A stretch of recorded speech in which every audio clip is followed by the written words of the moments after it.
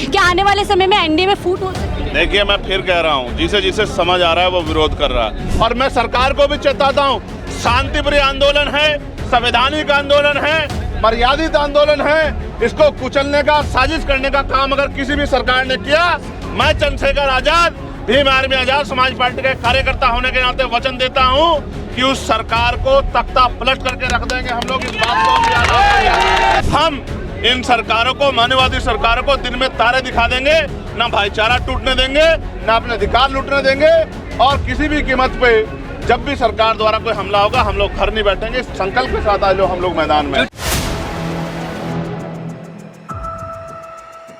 आई है supreme court की, उसको लेकर दिल्ली के जंतर मंतर पे आंदोलन है, और चंद्रशेखर आजाद मौजूद है यहाँ पे, वर्तमान सांसद है से आजाद समाज पार्टी के अध्यक्ष। तमाम राजनीतिक दलों ने पल्ला झाड़ लिया है इससे।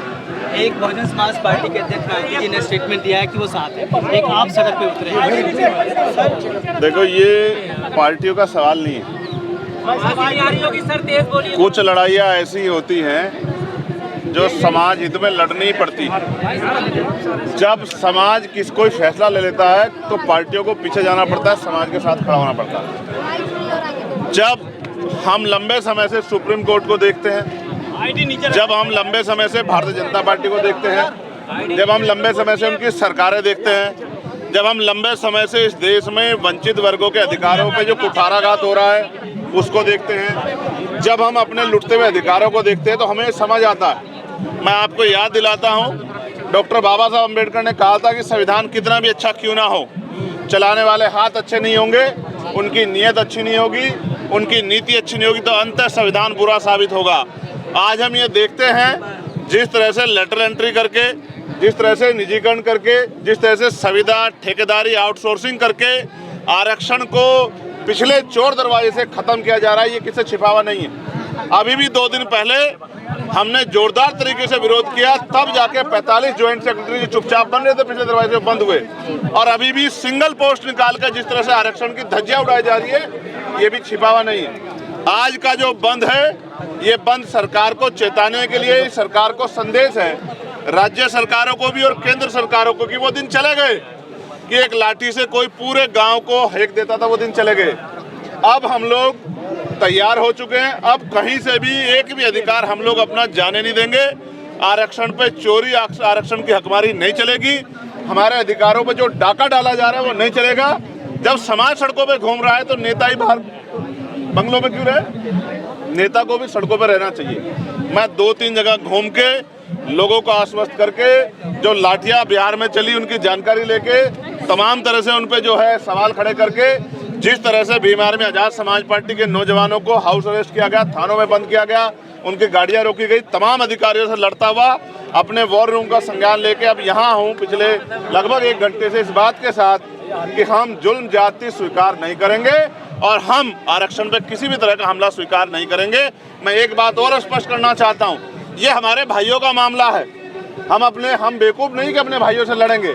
हम अपने भाइयों से, डीएससी के जो भाई हैं, इस आंदोलन के बाद उनसे भी बैठ के बात करेंगे, और अगर कहीं कुछ ऐसा लगता है कि कहीं कहीं ऊपर अप डाउन हो रहा है तो उसको बैठ कर सुलटाएंगे। अब हम इतने पढ़े लिखे हो गए कि हमें किसी तीसरे की जरूरत नहीं कि वो आके हमारा इंसाफ करे। अब हमें किसी बंदर की जरूरत नहीं कि वो रोटियों को बंटवारे में इंसाफ करे। हम सरकार की नीयत को जानते हैं, समझते हैं। हमें सरकार की नीयत पे खोट है।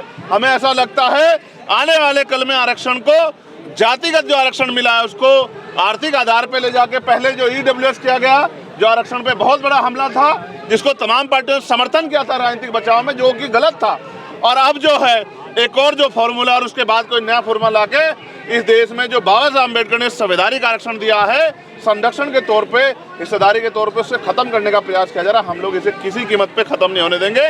जब तक हमारे शरीर में लहू का आखिरी कतरा रहेगा, हम आरक्षण की भी, संविधान की भी, अपने लोगों की भी, सरकारी संस्थाओं की भी, और जो क्लोजम से बने जज हैं, जहां all India judicial services commission बना के SC, ST, OBC और सामान्य जाति के बच्चों को मौका मिलना जज का, वो जो लूट खसोट हो रही है उसको भी हम लोग रोकने का काम करेंगे।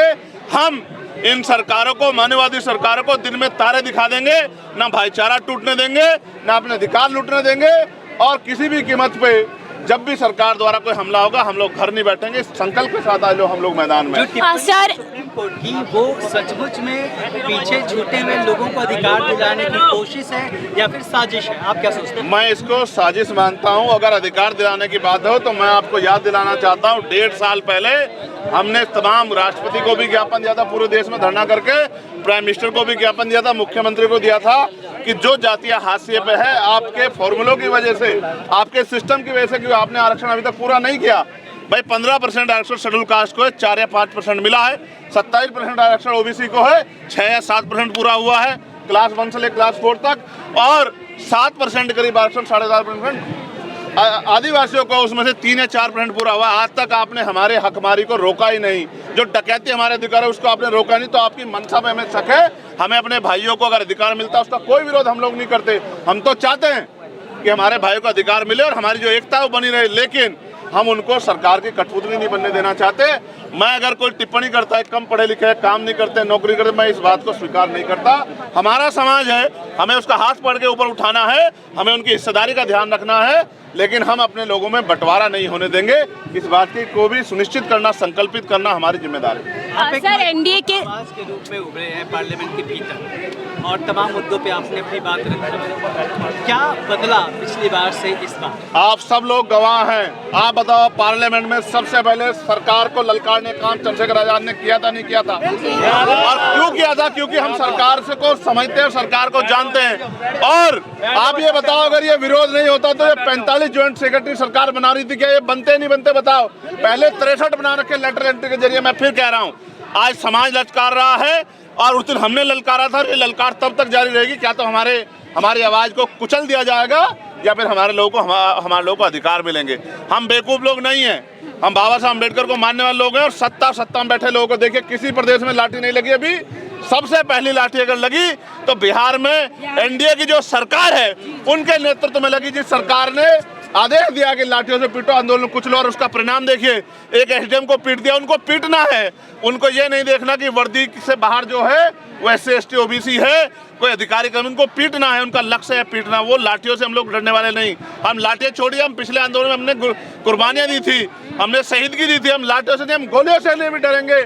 अगर समाज के अधिकार बचाने की बारी आई, हम बाबा साहब को मानने वाले लोग हैं, हमारे और काशीराम साहब को मानने वाले लोग हैं, अब महामना रामस्वरूप वर्मा जी को मानने वाले लोग हैं, हम दीना माना वाल्मीकि जी को मानने वाले लोग हैं।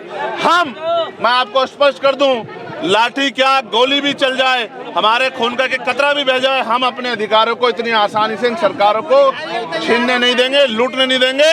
मैं फिर आपको कह रहा हूं कि लाठी गोलियों का हिसाब आने वाले समय में समाज सूद समेत करेगा। इस बात का भी मैं सरकार को वचन देता हूं और मैं सरकार को भी चेताता हूं।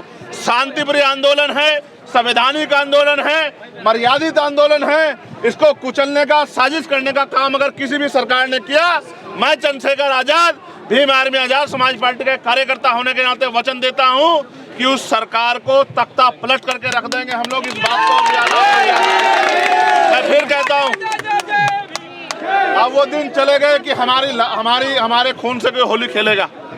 अब वो दिन नहीं रहे, अब वो दिन चले गए। और फिर मैं कह रहा हूं, एनडीए सतर्क हो जाए।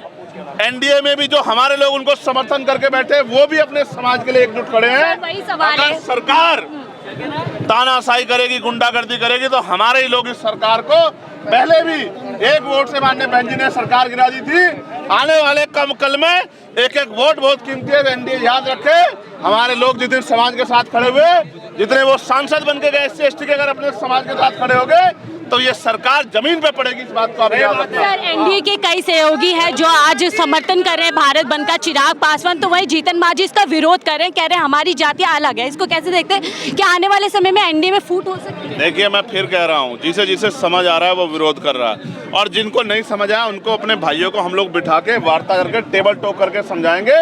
गोलमेज कॉन्फ्रेंस हुई थी या नहीं हुई थी? आंदोलन के बाद भी रास्ते होते हैं। हम अपनी एकता को टूट नहीं देंगे। जिनको चुनावी लाभ चाहिए हमारी एकता को अलग अलग करके, वो अलग लोग हैं। हमें अपने भाईचारे को बनाना, हम लोग टेबल टॉक करेंगे, हम उनके बीच में जाएंगे, हमारी जिम्मेदारी, हम उनसे वार्ता करेंगे और उनसे कहेंगे कि बताओ कहाँ समस्या, उस समस्या को हम लोग मिलकर दूर करेंगे।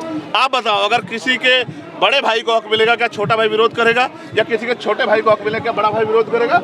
सवाल ये है आप इसको इस तरह समझो, 13 पॉइंट रोस्टर आया था, हम लोगों ने सामूहिक रूप से विरोध क्यों किया कि अभी आरक्षण की वजह से छठा पद हमें मिलता है। 3 से 4 पद निकाल के, एकल पद निकाल के जब आरक्षण को बिल्कुल जीरो कर दिया गया और सामान्य जाति के लोगों को भर दिया गया, तो हम इस षड्यंत्र को समझते हैं, इसलिए हम लोग इसका विरोध करें। इसलिए नहीं कर रहे हैं कि हमारे भाइयों को कुछ मिल रहा तो हम क्यों विरोध करेंगे। अगर ये 2 नौकरी हमारे भाइयों को मिल जाती है, 2 नौकरी चंद्रशेखर पासी, चंद्रशेखर जाटव के अलावा चंद्रशेखर वाल्मीकि को मिल जाती है, अतुल वाल्मीकि को मिल जाती है, हमें दिक्कत नहीं है। बात नौकरी की नहीं है, हमारी एकता नहीं टूटनी चाहिए जो सरकार को तोड़ना चाहती है। 2 नौकरी अगर डोम को मिल जाती है, हमें दिक्कत नहीं है। नौकरी की बात थी नहीं, हम एक ग्रुप है, हम एक ताकत है, हम एक शक्ति है, उस शक्ति को हम लोग किसी भी कीमत पर नहीं जाने देंगे। जो लोग संविधान लेके पूरे लोकसभा चुनाव में घूमते रहे, 2 बड़े नेता, आज जब दलितों के भीतर एक सबसे बड़ा सवाल है ये जनरेशन में क्लासिफिकेशन का, तब उन्होंने चुप्पी साध रखी है। समाज की आंखें हैं, समाज सब देखता है। समाज को किस तरीके से समझना चाहिए? तो आप लोग देख रहे थे चंद्रशेखर आज़ाद जो कि वर्तमान मेंबर ऑफ पार्लियामेंट है और लगातार संविधान का मुद्दा हो या फिर अब आरक्षण का मुद्दा हो, इस तमाम लड़ाइयों को लड़ते हुए आप चंद्रशेखर आज़ाद को पहले से भी देख सकते हैं और जब से वो मेंबर ऑफ पार्लियामेंट बने हैं बड़ी ही मजबूती के साथ तमाम मुद्दों को सड़क से लेकर सदन तक उठाने का काम कर रहे हैं और साफ तौर पे कह रहे हैं कि यदि इसी तरीके से सरकार आरक्षण पर हमला करती नजर आएगी तो ये लड़ाई और भी मजबूती से लड़ने का काम जो है चंद्रशेखर आज़ाद न केवल संसद के अंदर करेंगे बल्कि सड़क पर भी इसी तरीके से जो है लोगों के साथ में पाए जाएंगे। आप इस पूरे मामले को लेकर चंद्रशेखर आज़ाद का के जो स्टैंड वो ले रहे हैं उसके बारे में क्या सोचते हैं, हमें कमेंट बॉक्स में ज़रूर बताइएगा। फिलहाल के लिए मुझे दीजिए इजाज़त, आप देख रहे थे 4PM दिल्ली।